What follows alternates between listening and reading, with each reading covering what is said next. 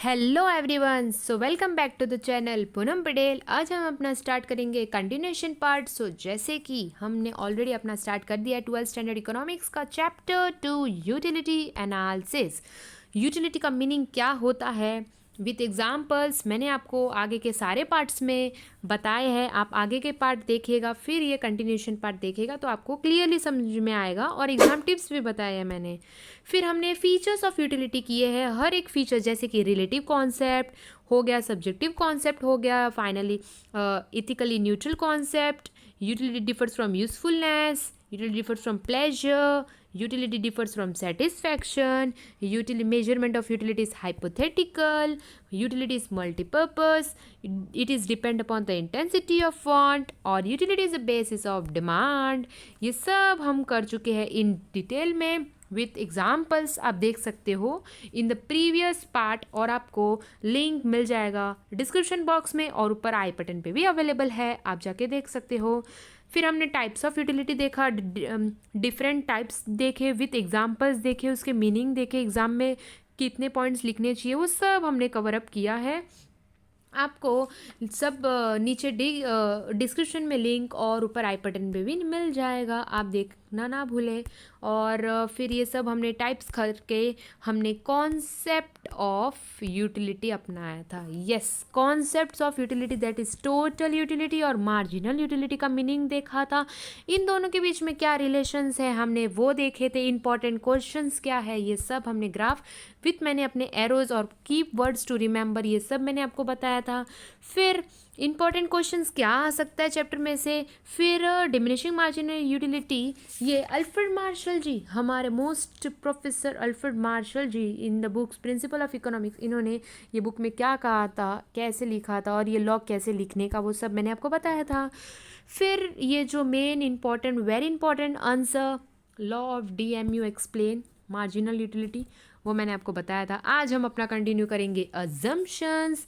Yes, so let us start. So friends, assumptions यानी क्या होता है, कंडीशंस। यस, ये जो अल्फ्रेड मार्शल जी ने लॉ बनाया था ना DMU का, DMU यानी डिमिनिशिंग मार्जिनल यूटिलिटी, ये लॉ बनाया था। उन्होंने बोला था कि ये सब उन्होंने ये 8 पॉइंट कंसीडर करके अपने दिमाग में सोच कर उन्होंने ये लॉ को अपनाया है। उन्होंने बोला अगर ये 8 पॉइंट अज्यूम करोगे तो ही मेरा DMU माना जाएगा। उन्होंने बोला है कि ये अज्यूम करके उन्होंने ये सब 8 पॉइंट अज्यूम करके उन्होंने अपना लॉ ऑफ DMU बनाया, that is diminishing marginal utility बनाया।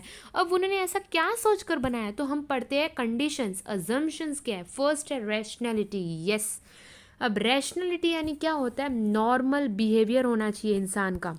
Late us study. फर्स्ट है there should be normal behaviour of a consumer. Yes, इंसान मैड नहीं होना चाहिए, प्रॉपर कंडीशन होनी चाहिए उसकी, कुछ हेल्थ इशू नहीं होना चाहिए, वो प्रॉपर मेंटलिटी अपने माइंड सेट से प्रॉपर इंसान की तरह होना चाहिए। Consumer is assume to be rational, it means that behaviour of normal and it tries to maximum his satisfaction. यानी वो ऐसा नहीं कि जो होते हैं ना कोई एकदम मतलब मैड की तरह एकदम खाते खाते जाते, ऐसा नहीं, वो नॉर्मल इंसान होना चाहिए। तो ही उन्होंने बोला है अगर वो इंसान नॉर्मल है, उसका बिहेवियर एकदम रैशनल है, तो ही वो ये अज्यूम करके उन्होंने ये लॉ एप्लीकेबल हो सकता है। सेकंड है cardinal measurement. Yes, cardinal measurement यानी हम नंबर्स में काउंट कर सकते हैं। कौन बोला, अल्फ्रेड मार्शल जी कहते हैं कार्डिनल मेजरमेंट है ये, we can count in numbers. The law assume that utility can be cardinal और न्यूमेरिकली मेजर्स। उन्होंने बोला है मैथमेटिकल ऑपरेशन इसमें पॉसिबल है, मतलब हम नंबर में काउंट कर सकते हैं कि मैंने इतने मैंगोज खाए, मैंने ये सेटिस्फाई किया अपना वांट्स, यूटिलिटी। थर्ड है होमोजिनिटी। होमोजिनिटी यानी क्या होता है, सेम, इक्वल, सिमिलर। यस, अभी mister A and mister B अपना वांट सेटिस्फाई करे, दोनों को मैंगो खाना है। अभी एक जन बड़ा मैंगो खा रहा है तो एक जन छोटा मैंगो खा रहा है। जो छोटा मैंगो खाएगा, आप ऑब्वियसली सोचो जो मतलब स्मॉल साइज़ का मैंगो खा रहा है उसको ज़्यादा मैंगो लगेगा, और जो बड़ा बिग साइज़ भी मैंगो आता है ना, तो वो बिग साइज़ अगर मैंगो खा रहा है तो उसका तो 2 में ही पेट भर जाएगा, और जो स्मॉल साइज़ का मैंगो का मतलब जो स्मॉल साइज़ मैंगो खा रहा है उसको तो थोड़ा ज़्यादा चाहिए होगा ना। तो ये अल्फ्रेड मार्शल जी बोलते हैं कि ऐसा नहीं होना चाहिए, सेम होना चाहिए।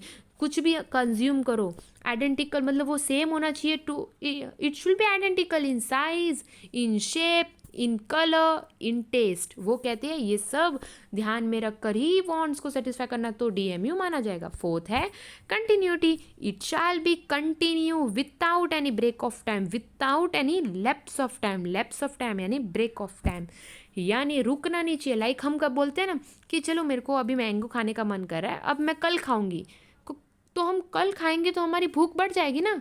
मतलब ऐसा मन होता है ना, मतलब कंटिन्यूसली हम कुछ खाते हैं या फिर कुछ करते हैं तो हमें मन नहीं करता।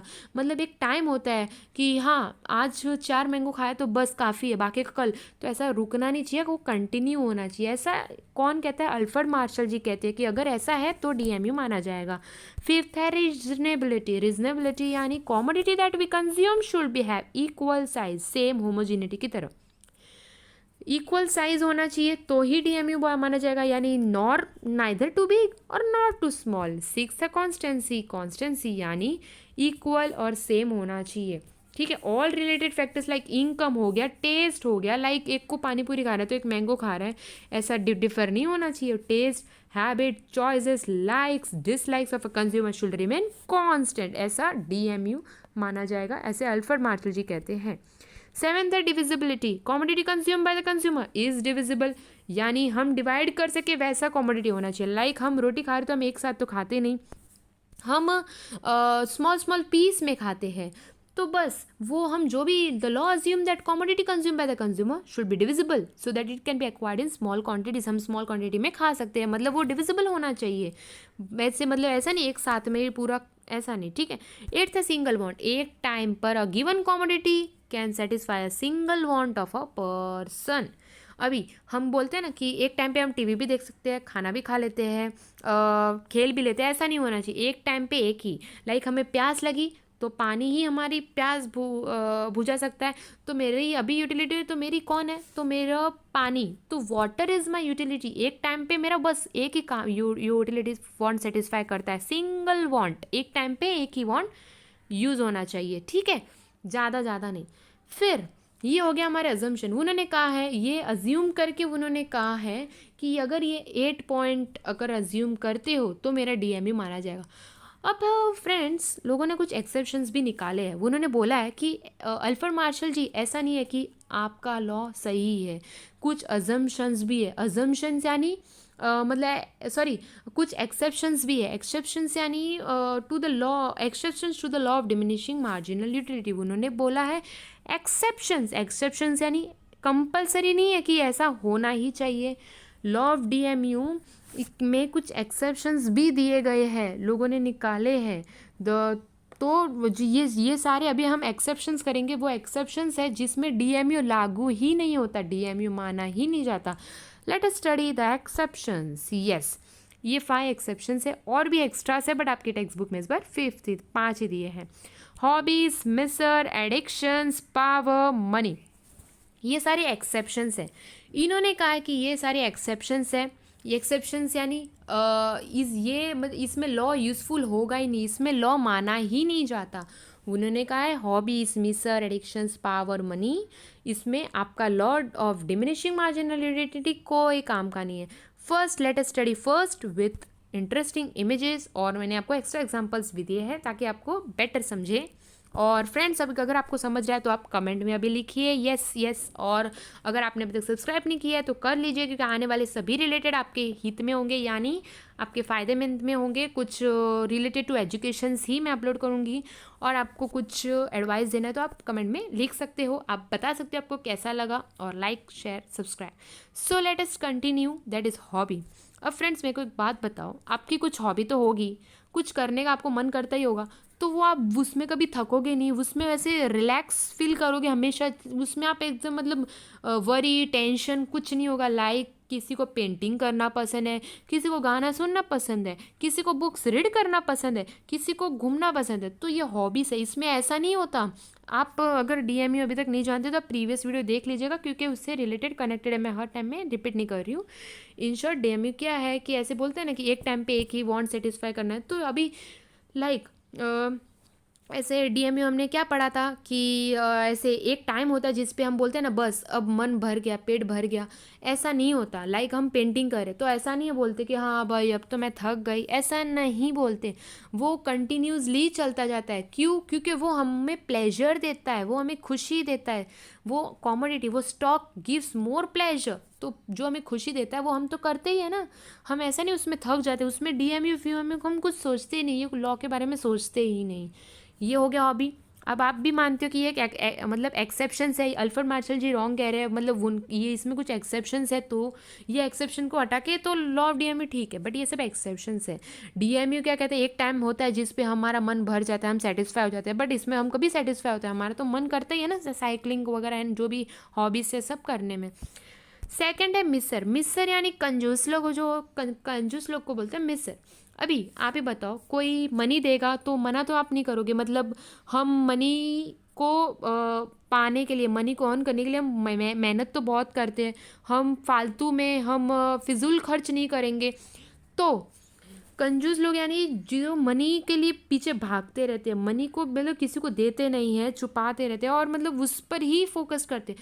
इसमें उन लोग कभी थकते नहीं। मतलब ऐसा होता है ना मनी के लिए, हाँ मेरे को मनी चाहिए, मनी के लिए कोई ऐसा नहीं बोलता कि भाई बस अब मेरे को मनी नहीं चाहिए, मैं सेटिस्फाई हूँ। ऐसा कोई नहीं बोलता। तो फिर थर्ड है एडिक्शंस। अभी addiction is not related only to the drunkard या फिर कुछ मतलब अल्कोहल, ऐसा रिलेटेड यही एडिक्शंस, इसको नहीं बोला जाता। ये तो होता ही है। प्लस अभी आप कोई दिन में ऐसा काम होगा ना आपका कि हाँ भाई एक दिन में अगर मैंने ऐसा काम नहीं किया, ये नहीं किया, तो फिर मेरा दिन का मतलब ही नहीं है। हाँ लाइक फ़ोन तो आप डेली यूज़ करते ही हो, दिन में कभी फ़ोन यूज़ नहीं किया तो आपको कैसा फील होता है, वो आप तो आप एडिक्टेड हो फ़ोन से। फिर ऐसे लोग बहुत सारी चीज़ों से एडिक्टेड होते हैं। तो वो एडिक्टेड होते हैं तो वो ऐसा नहीं सोचते कि भाई अब मैं मतलब रिलैक्स हो गया, अब मेरे को मेरा पेट भर गया वो वगैरह एंड ऑल, तो वो इसमें ऐसा कुछ लागू नहीं होता। ये एक्सेप्शंस है। लॉ इसमें यूज़फुल नहीं होता। लॉ किस में यूज़फुल नहीं होता? ये सारे एक्सेप्शंस में। फोर्थ है power.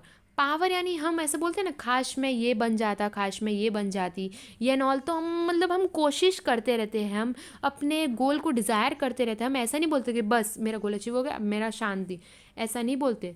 The exception of the because when a person acquire the power his lust for the power increases. वो मतलब वो पाने की चक्कर में बढ़ता जाता है, उल्टा कम नहीं होता।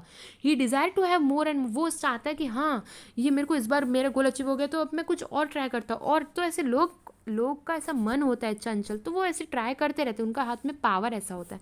फिफ्थ है मनी। अभी सेम मनी की सबसे ज़्यादा मार्जिनल यूटिलिटी ऑफ मनी ज़्यादा की किसकी होगी? Poor person then the rich. Money देखो दोनों, पूरी दुनिया में मनी तो सबको चाहिए। मनी के लिए कोई ऐसा नहीं कि हाँ मैं सेटिस्फाई हूँ, बस मनी को पाने के लिए लोग काम अपना वर्क करते रहते हैं मनी को पाने के लिए, ठीक है। तो जो पुअर पर्सन होता है उसकी यूटिलिटी, मनी को पाने की यूटिलिटी, ज़रूरत, चाहत बढ़ती है देन द रिच पर्सन। मन पुअर मतलब जो पुअर होते हैं उनको मनी की ज़्यादा ज़रूरत होती है, उन वो मतलब मनी को और पाना चाहते हैं देन द रिच भी पाना, मतलब जो अमीर लोग होते हैं उन लोग भी पाना चाहते हैं मनी को और मतलब एक्वायर करने के लिए और मेहनत करते हैं। बट जो जितनी पुअर को होती है उतनी तो रिच को नहीं होती है। तो ये थे हमारे एक्सेप्शंस। सो जैसे कि हमने अजम्पशंस किया 8 पॉइंट, एक्सेप्शंस किया आपको एग्जाम में आ सकते हैं। मैंने टिप्स भी बताया कि कैसे लिखने का और क्या क्या आ सकता है, आप प्रीवियस वीडियो में देख सकते हो। मैंने पार्ट नीचे पार्ट बहुत सारे पार्ट के लिंक अपलोड किए हैं डिस्क्रिप्शन बॉक्स में और ऊपर आई बटन पे भी आपको मिल जाएगा। सो अगर आपको पूछे अजम्पशंस, तो ये सब अजम्पशंस हमने किया और ये हमने एक्सेप्शंस किए। एक्सेप्शंस आपके 5 थे। अभी friends last part of the chapter that is criticisms. Yes, criticisms of the law. क्या होता है क्रिटिसिज्म्स? यानी फ्रेंड लिमिटेशंस होता है। मतलब ऐसा बोला है कि कुछ लिमिटेशंस है लॉ के। उन्होंने बोला है कि ये लिमिट के बाहर जाते हैं ना तो लॉ नहीं माना जाता, कुछ लिमिटेशन इन्होंने बनाया है। The law of DMU is criticise on the following grounds, that is unrealistic assumptions, cardinal measurement, indivisible goods, constant marginal utility of money, a single want। अभी इन्होंने क्या कहा है समझने की कोशिश करना। इन्होंने कहा है first that is unrealistic assumptions। Yes, मतलब देखो इन्होंने क्या कहा है, ये अनरियल अज्यूम किया है। इन्होंने बोला कि ये limitation, the law of DMU is based upon the various assumption, like जैसे कि हमने अजम्पशंस किए, it is based upon the various assumptions like homogeneity, continuity, constancy, rationality etcetera and all, हमने एंड सो ऑन हमने assumptions किए। But in reality में देखा जाए, it is difficult to fulfil all this condition at a point of time. अभी हम सोचते नहीं बैठेंगे, हम कुछ मैंगो खा रहे हैं, हम सोचते नहीं बैठेंगे कि भाई मेरा साइज़ इक्वल है, मेरा सेम कलर है, मेरा होमोजिनिटी है, मेरा रैशनलिटी है, ये सब मतलब सोचने लगे, या फिर हम अपना कॉमोडिटी कंज्यूम करें। तो इसमें इन्होंने कहा ये अनरियलिस्टिक अजम्पशंस है, ऐसा कुछ होता ही नहीं है। उन्होंने ऐसा क्रिटिसिज्म लिमिटेशन ऑफ लॉ, थोड़ा मैं समझती हूँ ट्रिकी है, बट आप समझने की कोशिश करोगे, आपको होप समझेगा। तो इन्होंने कहा है कि ऐसा कुछ है ही नहीं है, लिमिटेशन है। सेकंड है कार्डिनल मेजरमेंट। कार्डिनल मेजरमेंट यानी हर चीज़ हर टाइम नंबर में ही हो सकता है काउंट, हम हर टाइम नंबर में नहीं हो सकता count. Like the law is in that utility can be express cardinal, so it can be added, compared and presented through a schedule. In reality cardinal measurement of utility possible ही नहीं है। क्यों? क्योंकि utility जो है ना वो एक साइकोलॉजिकल कॉन्सेप्ट है। साइकोलॉजिकल कॉन्सेप्ट क्या होता है, मतलब जो दिमाग से समझ सकते हैं ना, वैसा साइकोलॉजिकल उसको बोलते हैं जो दिमाग से समझा जाता है, हम अपने दिमाग से उसको समझते हैं, ऐसा वो साइकोलॉजिकल कॉन्सेप्ट है यूटिलिटी। तो ये ऐसा नहीं कि हर चीज़ हम नंबर में बोले कि मेरा पेट भर गया तो मैं इतना, हर चीज़ नंबर में काउंट नहीं हो सकता, ये लिमिटेशंस है। थर्ड है इंडिविजिबल गुड। इंडिविजिबल गुड यानी सब डिवाइड नहीं कर सकते, वी कैन नॉट डिवाइड, हर चीज़ हम डिवाइड करके नहीं कर सकते। ऐसे बोला है ना, ये अज्यूम, लाइक हमने अभी पढ़ा था ना अजम्पशंस में डिविजिबिलिटी, वी कैन, हमें डिविजिबिलिटी हमने अजम्पशन में क्या पढ़ा था, अल्फ्रेड मार्शल जी ने कहा था कि हर चीज़ डिवाइड करके ही करना तो ही डीएमयू माना जाएगा, अज्यूम मतलब कंज्यूम करना। बट ये कुछ लिमिटेशंस है। लिमिटेशंस क्या कहता है, क्रिटिक्स कहते हैं कि law is not applicable to indivisible and bulky goods. Like अगर आपको अभी रेफ्रिजरेटर चाहिए तो आपने रेफ्रिजरेटर लाया, ठीक है, आपकी वांट्स आपने सेटिस्फाई की। अब आप रेफ्रिजरेटर को डिवाइड करके मतलब डिविजिबल गुड्स मतलब डिवाइड करके आप उसको कंज्यूम नहीं कर सकते। रेफ्रिजरेटर हो गया, कार हो गया, टीवी सेट्स हो गया etcetera, which are normally purchase at a single unit of a time, हम इसको डिवाइड नहीं कर सकते, आप समझ सकते हो। तो ये लिमिटेशंस है। फोर्थ है constant marginal utility of money. Her cheese constant नहीं हो सकती। लाइक मनी कांस्टेंट नहीं रहता, मनी कांस्टेंट यूटिलिटी नहीं है, लोग उसको पाना चाहते ही है, पूरे मतलब लाइफ उसके पीछे ही भागते हैं। ऐसा नहीं एक टाइम पे कि हाँ बस अब मेरे को मनी के पीछे नहीं भागना, वो कांस्टेंट है, मतलब लोग उसके पीछे भागते ही है, मतलब मनी को पाना चाहते हैं अपने मेहनत कर से बस, तो वो constant marginal utility of money है। फिफ्थ है अ सिंगल वांट, एक ही टाइम पे एक ही वांट इज इम्पॉसिबल। जैसे कि हमने अज्यूम में बोला ना, हमने अजम्पशन में क्या पढ़ा last point, a single want, एक टाइम पे एक ही वांट सेटिस्फाई होना चाहिए, ऐसा कौन बोलते हैं, अल्फ्रेड मार्शल जी। बट ऐसा कुछ नहीं है। क्रिटिक्स जो है, क्रिटिक्स लोग यानी criticisms of the law, limitations of the law says that, मतलब सिंगल वांट मतलब रेस्ट्रिक्टेड है, यानी हम टीवी, हमें अभी मैंगो खाना है तो मैंगो खाते खाते हम टीवी भी देखते हैं, हमें प्यास लगी तो पानी भी पीते हैं, हम एक टाइम पे सिंगल पॉइंट ऑफ टाइम हम कितनी सारी चीज़ें करते हैं। तो बस यही कहते हैं। इन रियलिटी में देखा जाए, man has to satisfy many wants at a single point at a particular point of time. हम एक टाइम पे हम पानी भी पी सकते हैं, हम टीवी भी देख सकते हैं और हम कितनी सारी चीज़ कर सकते हैं। ऐसा नहीं कि एक टाइम पे हम एक ही चीज़ को लेकर बैठे, सिंगल वांट, ये लॉ कहता है। क्रिटिसिज्म, अगर आपने अभी तक डीएमयू नहीं उसका कॉन्सेप्ट नहीं समझा तो आप वो देख लीजिएगा, तो ही आपको ये अजम्पशंस एक्सेप्शन समझेंगे और इसमें क्रिटिसिज्म यानी लिमिटेशंस क्या है जो हमने अभी पढ़ा वो आपको समझेगा। तो जैसे कि होप आपको ये चैप्टर 2 पूरा समझा होगा। ये था हमारा assumptions, exceptions and criticisms of the law पूरा।